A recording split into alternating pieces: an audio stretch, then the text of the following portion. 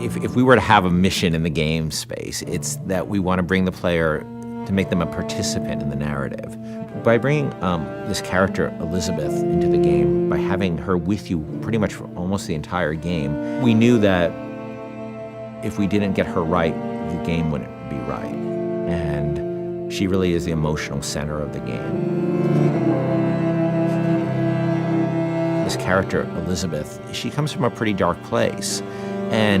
But she's also got an incredible amount of enthusiasm for life. And when we found Courtney, I think we found somebody who could do both. I don't dance. Come on, let's go. Why? What could be better than this? It's so complex. I mean, you're talking about really trying to bring forth all the complexities of human nature that impact us because you're having to use only your voice to convey your entire, the character and what you're trying to portray. You have to put your entire body into it. So there are times when I'm doing voiceover work and I'm literally drenched in sweat because my body is working so hard. Hey! Knock it off! Stop it! Will you stop it? I'm not here to hurt you. Who are you? My name is DeWitt. I'm a friend. I come to get you out of here. Get away!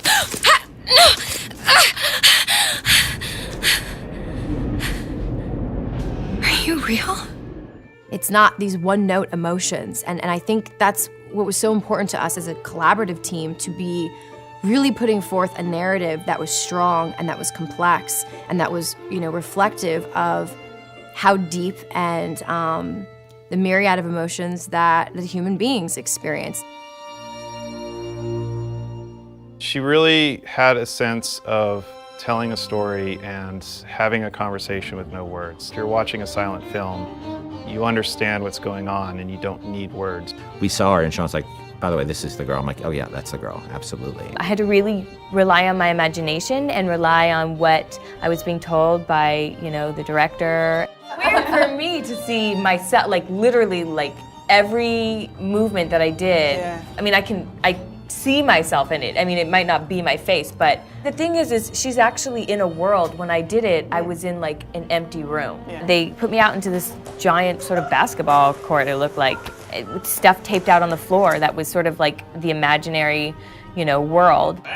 She had to do a lot of physical things that I probably wouldn't do in my everyday life, kicking some butt and, with a bat and beating the hell out of something.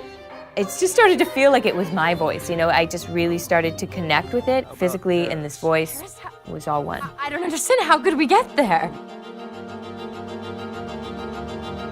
The incredible voice acting and the incredible motion capture acting was the most useful and inspiring element that we could have had for Elizabeth. Liz will follow you around the world, and if you decide that you don't want to go where she thought you were heading, she can handle that really, really cleverly. She will stop if you stop. She will keep running if you decide that you're not interested in what you're doing here. She will be by your side no matter what you end up doing. The moment you come up against a character who's just sort of standing there, or behaves robotically, or behaves in a way that is so alien to what you'd expect out of a human being, you just shut them off. And you just say, oh, they're just a video game character. I don't need to worry about feeling anything about them. And so we tried a lot of things. We tried to make Liz have emotions so that she can react to things in the world and things that you do. For example, we might say that Liz will feel comfortable leaning against this wall, but she'll do so with her arms crossed. And she'll do so with her back slightly turned towards you. And that difference of just a few degrees is enough to make the player feel that they're really in the doghouse. You're going to see her all over the place. You're going to see her on giant billboards in, New York and LA, and you're going to see her on TV ads. I said, okay, well, if we're going to find a person to play Elizabeth, I think we already have that person. Еще один из самых первых вариантов Элизабет, я сказала, боже мой, это же я должна ее сделать. В один прекрасный день мне пришло сообщение на Facebook от Кена Левина о том, что у них есть ко мне предложение, от которого я не смогу отказаться, просьба связаться по электронной почте. И, соответственно, вокруг меня все суетились, чего-то хотели, потом сказали, так, все, начинаем работать, посадили меня на стул, сказали просто сиди, смотри прямо в одну точку. И опять начали вокруг меня бегать, снимая с меня скан лица. Я думаю, ну ладно, что, окей, хорошо. Я с этим справлюсь, а потом меня вдруг начали мучить, говорить, смейся, плачь, делай одухотворенное лицо, делай удивленное лицо.